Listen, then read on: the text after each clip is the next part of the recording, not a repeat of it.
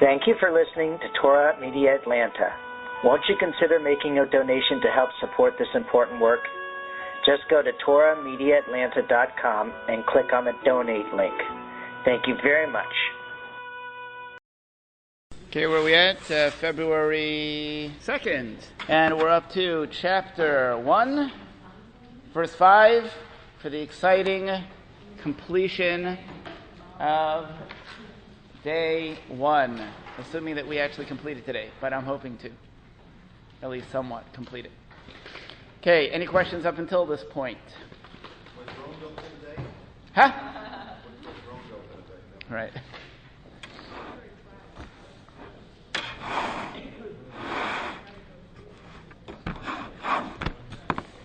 Okay, Chumashim open. Let's jump into verse 5. Let's read it together and let's try to take it apart and perhaps some interesting, relevant lessons that could be derived.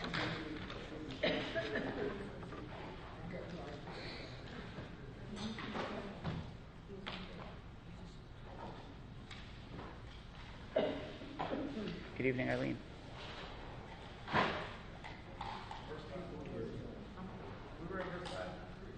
Were we? No. Okay. Vayikra Elokim la'or God calls to light day. V'lachoshech kara layla. And to darkness he calls night. Vayhi erev, vayhi voker yom echad. It was evening, it was morning, one day. The end.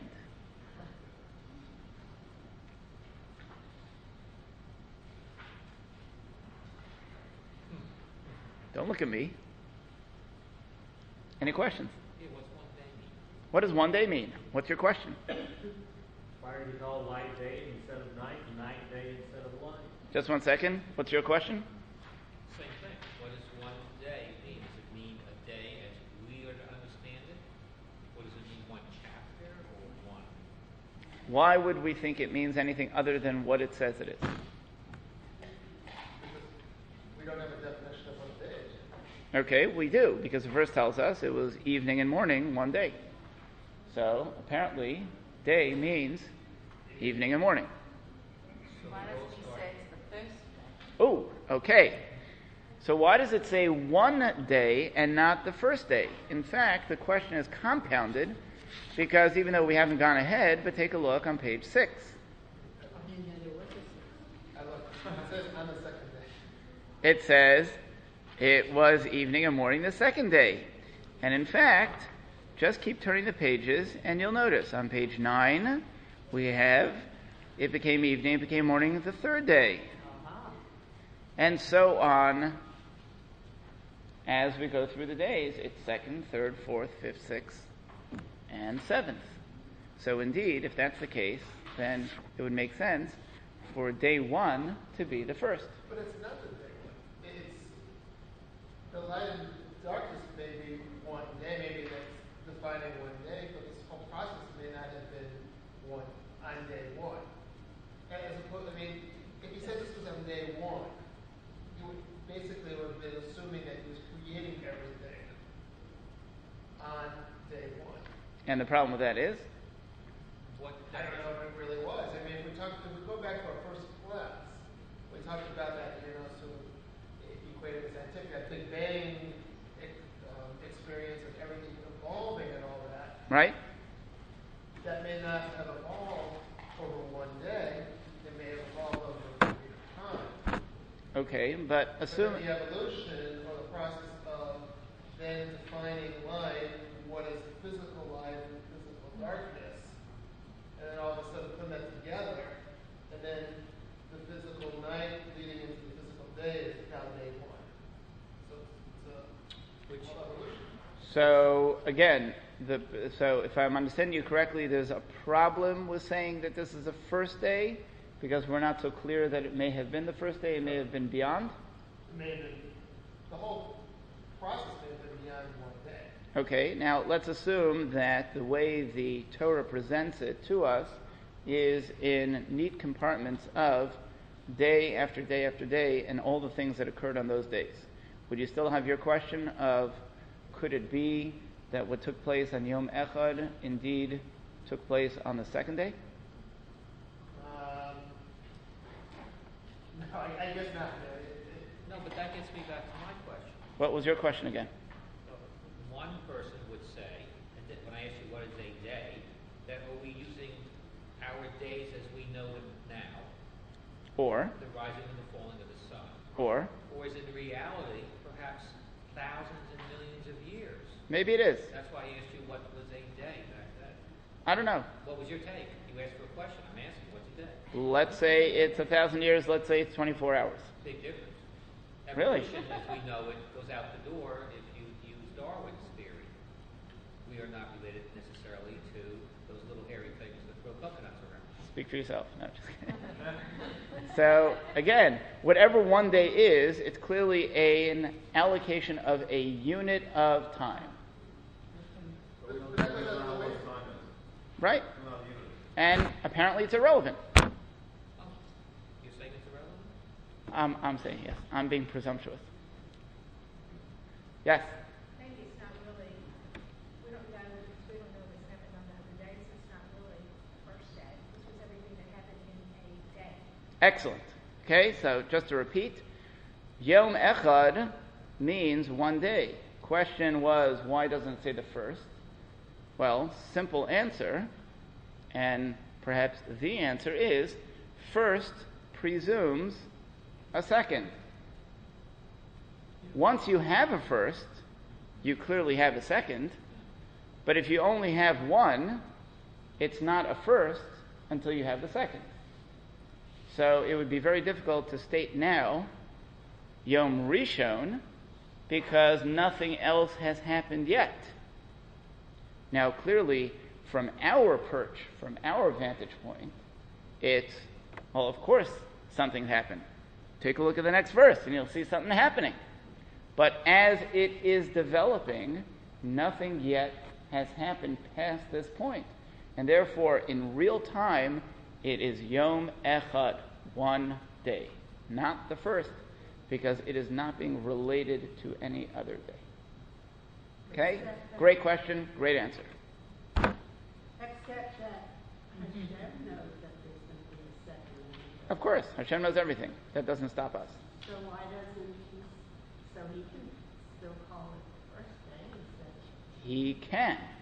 However, he chooses not to give it a perspective of what man would be experiencing had he been present watching it develop over time. So if we were to experience that act of creation developing on day one, is there a day two? If you say there's a day one and you're able to read it, there's by definition a day two that just started. Why is that? Things that are happening on day one are happening on which day? But if you say... Answer the question. Don't ask. Answer the question. Don't jump there. No, I'm not going to let you get past that. There's day one without there being a day two. Yes. Another question that comes to mind is, obviously you want to describe what was happening that day without calling it a first day. Why did he not want to call it a first day? Again, repeat your question.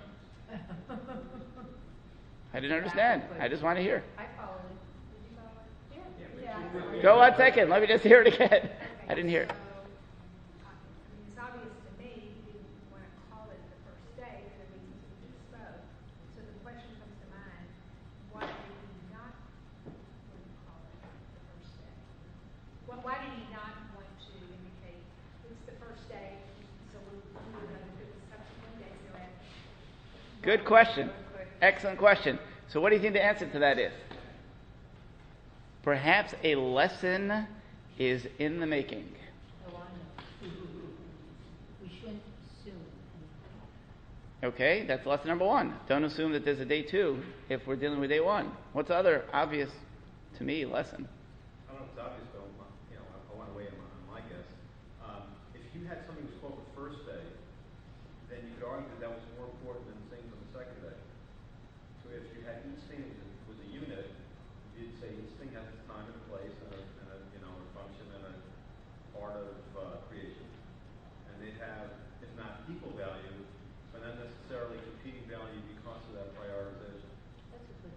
Okay, now the question is, what about between 2 and 3?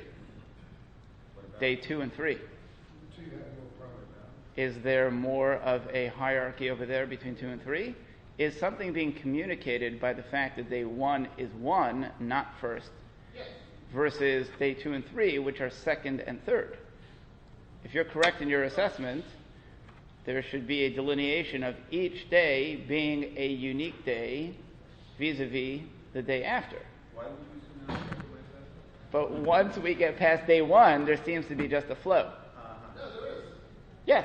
There is progression. I mean, because if you take that one day, Mm-hmm. it's not that the first day is the best day, but if you go, you get to the seventh day, then that becomes the day of rest. Okay. And therefore? The Sabbath. So it's a build-up in some aspect. There's no question it's a build-up. My question is, how do we see that from the fact that day 1 is called day 1 and not the first day? That's the only question I'm asking. Maybe he's reminding us that he is one.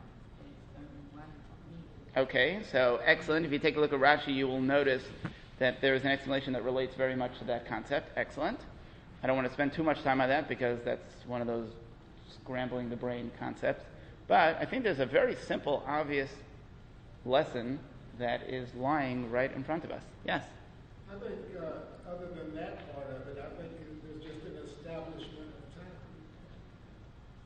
Now, is the establishment of time at the end of the first day or in the beginning of the first day? I think it's a combination of the entire first day. Why do you say that? Day 1. I would suggest that perhaps time is being created in the beginning of the first day. We don't need to wait till the end of the first day to describe the concept of time. It is the end of a unit within time, but it doesn't seem to me that it is introducing us to the concept of time as a whole. The Bereishis, the word Bereishis, in the beginning, that teaches us the concept of time. Because things have to happen within time. Anything that's happening is happening within time. So when we roll out the first word, Bereishis, in the beginning. In the beginning of what? Beginning, there's nothing. Yes. Right then starts time, perhaps. Uh-oh, she's taking a deep breath. So, I want to go back to this first Uh-oh. instead of 1. Okay. Why do we keep... Just one second. Before you get to something else, anybody else want to ask anything about 1? Yeah. Yes. 1 day, right? Yes. It defines what 1 day is when we say evening and morning. Yes. Just take it that way. That's 1 day. Right? It was evening, it was morning. That's the evening. Right? That's what I told Joel. But it's still sort of like on this day at the same time. On the? On one day, it's not like the first day, it's on this day. Okay, and day 2 was on the second day. Was it on that day? No, I think it was again, I still think it was a process of time. Not so much a physical 24 hours of night or day. It was that process of time. Okay. I mean, I don't know how to- Okay, that's fine. That's fine. It's not an easy concept. Yes. Okay, so this is complicated, but see where it says Elohim called the light day, called the darkness night. So later we'll refer to the evening became morning, 1 day. Is the 1 day distinguished as the time period before night? Or is that 1 day being 1 day encompass day and night? So, good question. It seems that from the verse, it seems that day is defined by 2 halves of the whole. Okay? Good point. But that's not what it says. That seems to be exactly what it says. Because It says, Vayhi. called the light day. That's exactly why the Torah is actually coming to redefine the word Yom as, instead of the way we saw it in the earlier part of the verse, where he calls the light part of the, what we call day, he calls it day. Then the verse merges into a more general definition of the word Yom as being more inclusive of an Erev that precedes the daylight. Everybody understand that? Precedes the light. Precedes the light part of the day is preceded the dark. Now, of course, the secular world views a day as morning to evening. The Jewish concept of day is evening to morning, which seems a bit backwards, but then again, who said what's right?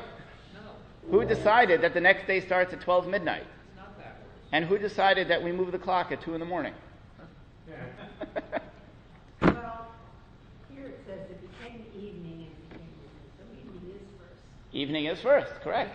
But, okay, so you were saying the reason why it doesn't say first is because first would imply that there's a second. Correct. Well, to me, one implies that there's two Why? because it's a sequence of numbers. Nobody said it's a sequence until a next number shows up. Okay, so first doesn't show a sequence until second. It absolutely does. Inherent in the word first means a relationship to another. Then you can begin to discuss which one's first, which one's second. But you have to have a second component to compare it to. Okay, so if I say there's one person, Does that mean that there are two? implies that there's no other person, there's just one person. So earlier you said that one implies that there's two. So if I say there's one person in the room, Yeah. that must mean that there are two. No, that means that there isn't two, there's only one, Okay. okay? But If I say he was the first one here, then you know there was a then there has to have been a second, otherwise he's not first. He's the only. But see, that's using enumeration 1, 2, 3. This isn't using enumeration. Sure it is. No, it's just saying one day. It could be any day. Yeah, but Well, I'm not sure what you mean. What I was going to get to. Oh, okay, I'm sorry. I wasn't finished. Okay, sorry. What I was going to get to is instead of saying it was one day, it should say it was a day instead of one day. Okay, I hear the question. I'm not sure if there would be that much of a difference between a day and one day. Perhaps we're defining one unit of time where we had an expanse of things happening, and all of that, we're kind of lassoing it all up and tying it and kind of defining it as one unit. Yeah, so if you say one unit, that means it's only one unit, that means it's only one unit. That's It's correct. Not 2 units. That's correct. It's not 3 units. That's correct. So it implies other numbers. Nope. Disagreed. Sorry. Rabbi, I was trying to say, I think it would be easier if we simply substituted one for the word a. And that makes it a much simpler. Well, that's what I Yeah, Right. So again, my understanding is that we're defining an extended period of time. In other words, if I say that every day is comprised of 24 hours, and every hour is comprised of 60 minutes, and each minute is comprised of 60 seconds, so then I have a bunch of subunits. But if I kind of lasso in all those subunits, and I define all of those as one unit, I have expanded the unit to encompass something. So it's one, not a. Is a nondescript. One defines it as a unit. Unit comes from the prefix uni, which is one. Just like universe. Most people don't think about that. The entire expanse of the billions and trillions and gazillions of stuff out there is the universe. Of course. Now, if I were limiting my words and I wanted you to understand that my day was lunar day, 29 and a half day cycle, 2 seconds extra. It's actually a solar day, not a lunar day. No, we use a lunar calendar. It's a lunar month, not a lunar day. We use but when you start at night and then day, you define a lunar day, not Nope. a solar day. Nope. It's sun first. Solar day, sunset to sunset. Moon rise to moon set. Nope. I mean, you can live in your own little world. That's fine. I have no problem with that. I'm not going to conflict with your little world. But in my world, it's a solar day. Then why isn't it sunrise to sunset? That's an excellent question. We can discuss that, but that doesn't ruin your lunar day concept in your own world. That's fine. We can talk about why it starts at the time that we would imagine it's counterintuitive. Then it would say there was day and there was night. Why? That would be the solar version. If you wanted to make a non-solar version, you would say one evening and one day. So I suggest to you that I could have a solar day that begins with evening, which means sunset, and it continues through sunrise, and it ends at the next sunset.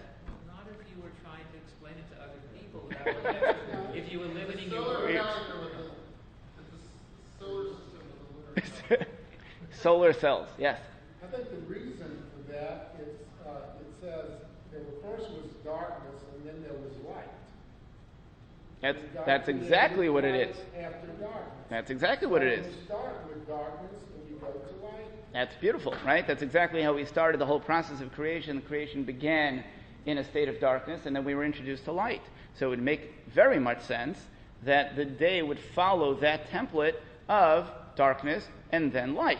Now, of course, it's not just the fact that that's what we were introduced to in the very beginning, but in the fact that when we spoke about that first there's darkness, then there's light, is a conceptual darkness and then a conceptual light, meaning first we're confused, first we're in a state of chaos, first there's difficulty, and only through the difficulty do we arrive at salvation, at success. That is the template of life. That's how God created the world. And that's how we live our lives. Whether we like it or not, that's just a reality. For anybody that's lived enough years, we know that to be true. So it's not only history began that way, and nations begin that way, but every person's daily unit begins that way to give us okay, except for yours. Every person's daily unit begins with darkness first, whether you're loony or not. And Ed, thank you. I knew you would come prepared. So the idea is that clearly what we're doing is we're following the same template all over again. It's Erev and then Boker. Okay, any other questions? Yes? Well, actually, God changes his mind. Really? Because look at the end of the next day. He says the second day, not day two, not another day, but the second. Okay, can anybody answer that question based on what we just said? Yeah, because day one was the first day. Well, but day one, we didn't talk about the first Because the day. second We day said wasn't it there. was a day. No, The we second said day one hadn't day. come. Once the second day comes, then there has to be a first day. It says one day. Once we have two, then there's a But relationship. the second one says second day. That's right, because we already had one. We already had one, so we knew that this was the second. Can we split and have teams? Once we have two, we begin a relationship between the two. Once we have only one, there's no relationship, and therefore there is no second, third, or fourth. What were you going to say that was so obvious that obviously none of us saw? The obvious, Wait, no, please, let us just see. I just want to see what's obvious then. really? Please, yes. Okay. Okay. Just for this. It is as clear as day to me. Ooh, that was bad. Okay. Boo. Oh. The obvious, to me, explanation of why God would do that is because when we live life, we need to live life One day at a time. one day at a time. And when we view today, it's not today in relation to tomorrow, it's today in relation to today. And that's it. Period. We spend a little too much time and energy and resources on tomorrow, and we forget that we are alive today. So utilize today for today, and stop worrying about tomorrow. Stop thinking about tomorrow. Is that the name of the song? The only problem with that is today was Groundhog Day. So we're looking forward to And it's going over and over and over You saw the again. movie too. No, but I was told about it. And okay. Any significance as to why light is called day? There is. Darkness is night. There is. I'm going to put that on hold only because it will open up an entire new discussion, but I'm going to put that on hold. But it's an excellent point, why the particular names and what they mean. However, perhaps, I don't remember. And one question before we leave this. God said it's good only when he was talking about day. Correct. Why didn't he wait until he had day and night and say the whole thing was good? Okay, so by now everybody should know the answer to that. We had an entire evening dedicated to night and its conceptual counterpart, what we know of as evil.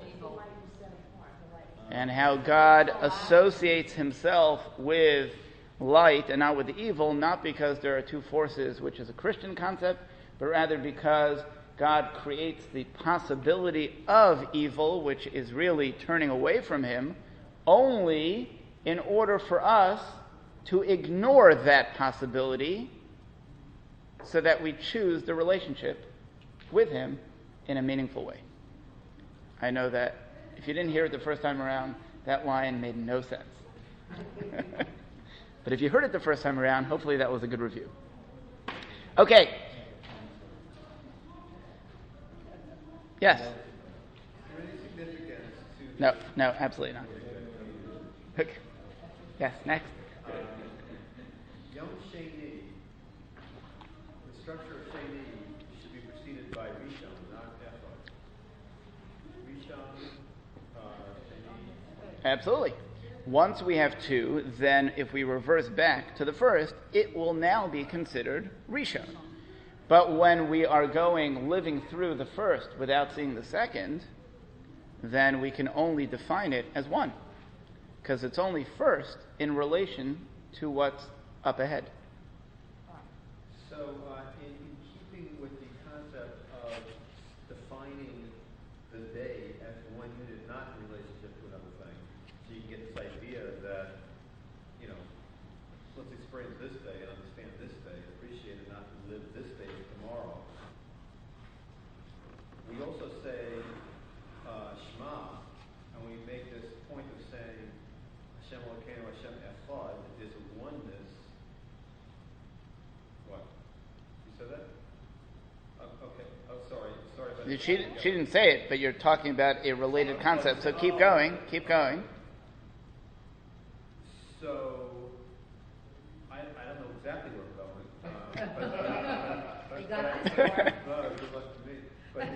Here, let me help you out. What you really mean to say is...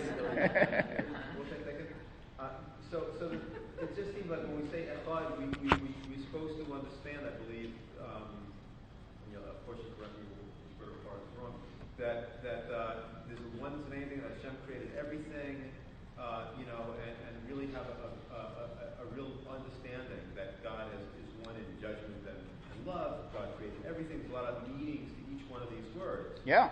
So the Yom Echad, in addition to not being called Yom Rishon because of its relativity to the other one, has something to do with this oneness thing. Yes. Okay. Excellent point. Let me just as an addendum to that concept, if I have an opportunity to slide it in, let me slide it in. The very statement of Shema Yisrael, Hashem Elokeinu, Hashem Echad, represents God with two names. And in a few minutes we're going to discuss names. But the concept of the two names of God has many names which relate to his relationship with his creation. When we say Shema Yisrael Hashem Elokeinu, the Hashem is actually the Yud, He, and Vav, He name, which is the name of compassion and mercy. Elokeinu is Elokim, which is the God of judgment, of what we call strict divine justice. So Hashem Elokeinu, using both of those names, actually makes reference to both modes of relationship, both compassionate and strict. What we perceive as good and bad, or good and challenging, pleasant and difficult. Those two names of God, every time we affirm Shema Yisrael Hashem Elokeinu, we immediately say Hashem Echad. We immediately say that God is one. What does that mean, God is one? That means that the fact that we perceive those experiences as seemingly coming from two different sources, almost as though there was the God of good and the God of evil. And if I petition to the God of good, then more good stuff will happen. And if I get on his bad side, then he's going to send me to the other guy. No such thing. All of those life experiences, however we perceive them, all emanate from one source. The Hashem Echad actually fuses the Or and the Choshech together. Our perceived Or and Choshech, our perceived light and darkness, all those experiences in life are all fused together, coming from one source and one source only. So every time we say Shema Yisrael Hashem Elokeinu Hashem Echad, we're actually reiterating the events of day one, which is the creation of light, the creation of darkness, and defining all of those as Yom Echad, which correlates directly to Hashem Echad. So, thank you. Thank you. Oh, you have to ruin it. No, I was kidding. Once day? One's, O-N-E apostrophe S. One's possessive. Oh, Wednesday, how is one?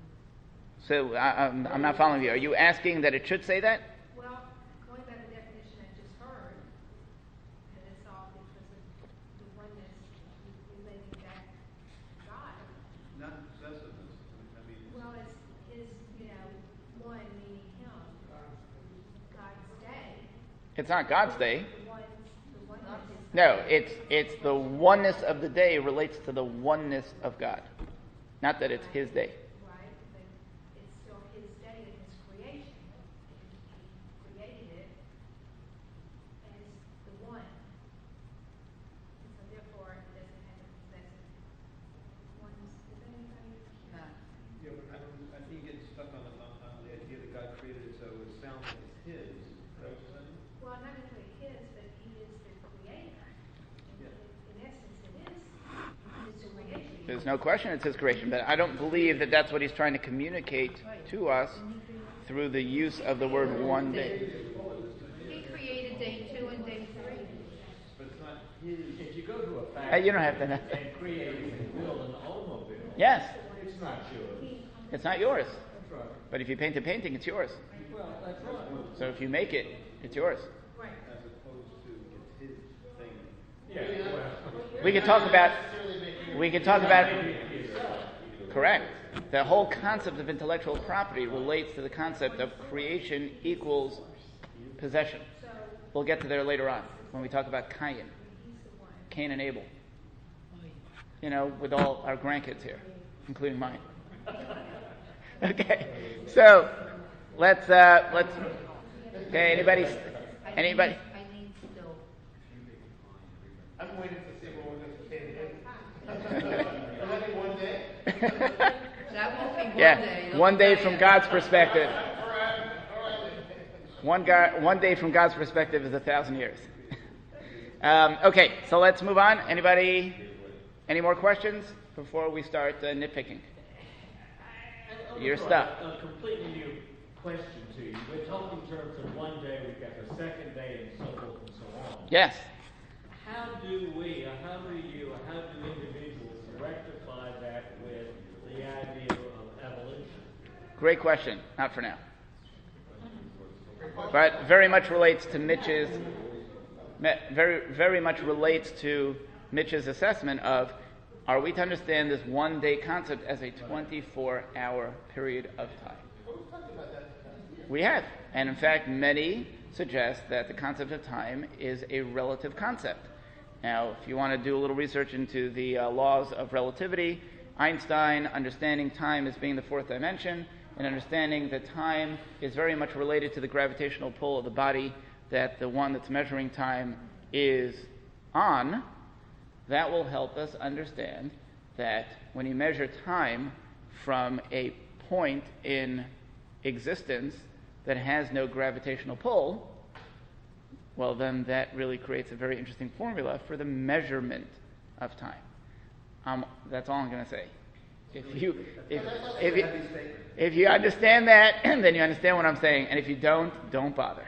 But that's also different than later on in the term when they said, Abraham lived to 900 and Very different, because as soon as man comes along and as soon as we have a creation of a world, then there's a shift in perspective. Then we're measuring time from man on planet Earth's perspective, which is akin to our measurement of time. But before we get to man on planet Earth, the concept of time needs to be measured from a location. Oh, I was going to say, I don't know if they were really measuring a year. No, we measure a year. That's exactly it. Because our watches measure the passage of time on planet Earth. If you go outside of the gravitational pull of planet Earth, your watch is worthless. I don't care how much you paid for it. It's not going to do it. Since you opened the subject. The quartz crystal will not vibrate at a rate of... No, I'm saying it would not measure time in the way that the quartz crystal could measure time on this world. Right. Okay. So it would be worthless. No, even if it's a citizen watch. No, there's a plus coming. A quick aside, okay? Since they just, quote, announced that there were 1,000 planets out there that could harbor life as we define life. Wonderful. Okay. Can Judaism accept the fact that if a person, a thing showed up from somewhere else that communicated to us and said, God has been to me too, can we accept that in the concept of what we're reading? That's a great question. I refer you to the very first verse to answer that question. The very first, actually, it's the first and second verse. The very first verse tells us, Bereishis bara Elokim es hashamayim ves haaretz. God created the heavens and the earth. What's included in the heavens? Everything. All the billions and billions and billions of galaxies. Okay, what's the first word of the second verse?